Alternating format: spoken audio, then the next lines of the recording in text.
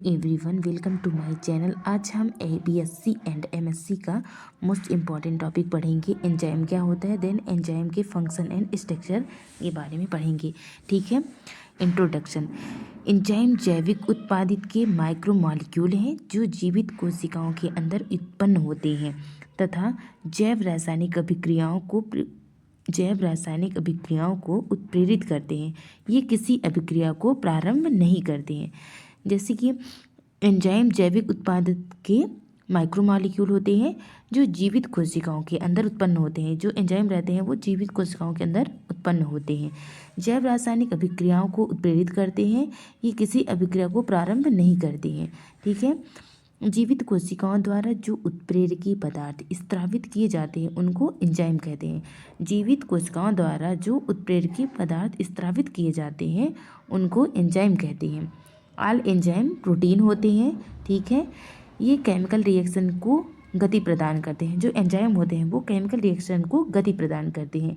Enzyme शब्द Greek भाषा से लिया गया है जिसका अर्थ ईस्ट के अंदर होता है। एंजाइम शब्द का सर्वप्रथम यूज कुहने ने 1878 में किया था। इम्पॉर्टेंट फीचर ऑफ एंजाइम, इसकी फिजिकल प्रॉपर्टीज और केमिकल प्रॉपर्टीज देखेंगे। Physical properties, enzyme colloidal nature के होते हैं। अणुभार उच्च होता है इसका। प्रकीर्णन सामान्यतः रंगहीन होते हैं। एंजाइम 60 डिग्री सेल्सियस या उससे अधिक ताप पर नष्ट हो जाते हैं। ठीक है। केमिकल प्रॉपर्टीज, एंजाइम जैव उत्प्रेरक होते हैं। रासायनिक रूप से सभी एंजाइम प्रोटीन होते हैं। ये यौगिक जो जल, अल्कोहल, ग्लिसरॉल के विलयन में घुलनशील होते हैं। Structure and chemical nature of enzyme, enzyme protein अणु या अणुओं के बने होते हैं। जो एंजाइम होते हैं वो प्रोटीन मॉलिक्यूल या अणुओं के बने होते हैं। ये संरचनात्मक दृष्टि से प्रोटीन की तृतीयक स्तर की संरचना प्रदर्शित करते हैं। एंजाइम जो होते हैं वो संरचनात्मक दृष्टि से प्रोटीन की तृतीयक संरचना को प्रदर्शित करते हैं। कुछ एंजाइम केवल प्रोटीन के बने होते हैं, मतलब कुछ एंजाइम जो होते हैं वो केवल प्रोटीन के बने होते हैं, उन्हें सिंपल एंजाइम कहते हैं।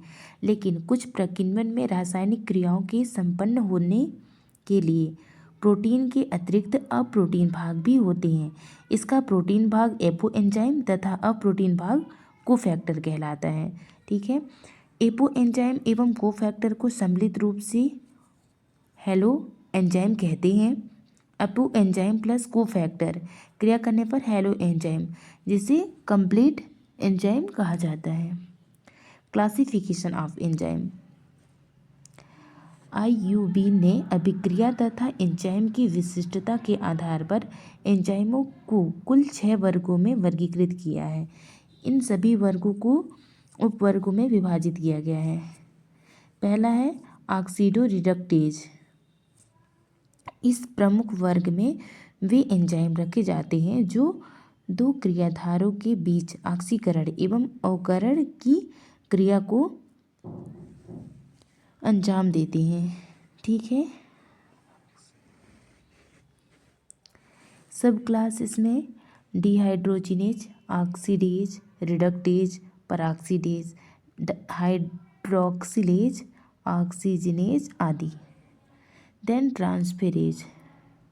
ट्रांसफेरेजेज में ऐसे एंजाइम जो दो क्रियाधारों के बीच क्रियात्मक समूह को स्थानांतरण का कार्य करता है ट्रांसफेरेज एंजाइम कहलाता है। हाइड्रोलेजेज, ये एंजाइम जल की सहायता से क्रियाधारों को अपघटित करने वाली अभिक्रिया को उत्प्रेरित करते हैं। इसके सब क्लास में लाइफेज, आर्जिनेज, बीटा ग्लाइकोसिडेज, लाइजेज, ये एंजाइम बिना जल अपघटन के ही सबस्ट्रेट से फंक्शनल ग्रुप के निष्कासन का कार्य करते हैं।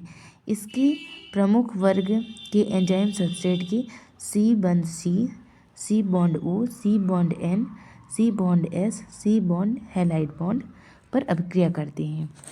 एग्जाम्पल के लिए एल्डोलेज, फ्यूमेरेज, हिस्टीडेज आदि।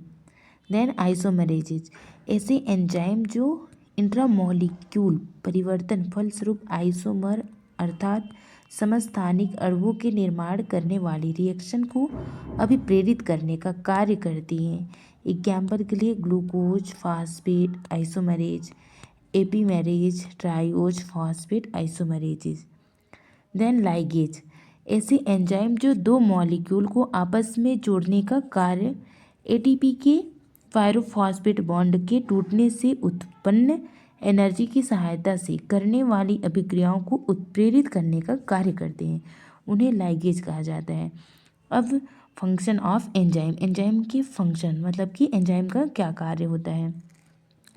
एंजाइम बड़े अणुओं के छोटे पदार्थों में तोड़ देते हैं। एंजाइम जो होते हैं वो बड़े अणुओं को छोटे पदार्थों में तोड़ देते हैं, जिन्हें शरीर आसानी से ऑब्जॉर्ब कर लेता है या अवशोषित कर लेता है। ठीक है, ये शरीर में ऊर्जा पैदा करने में मदद करते हैं। एटीपी सिंथेज ऊर्जा संश्लेषण में शामिल एंजाइम है। एंजाइम प्लाज्मा झिल्ली में आयनों की गति के लिए जिम्मेदार होते हैं। जो एंजाइम होते हैं वो प्लाज्मा झिल्ली में आयनों की गति के लिए जिम्मेदार होते हैं। एंजाइम शरीर के गैर पोषक पदार्थों को खत्म करने के लिए ऑक्सीकरण, कमी, हाइड्रोलिसिस आदि सहित कई जैव रासायनिक प्रतिक्रियाएं करते हैं। एंजाइम शरीर से गैर पोषक पदार्थों को खत्म करने के लिए ऑक्सीकरण, कमी, हाइड्रोलिसिस आदि सहित कई जैव रासायनिक प्रतिक्रियाएं करते हैं। ठीक है, thank you so much. Like and subscribe करें।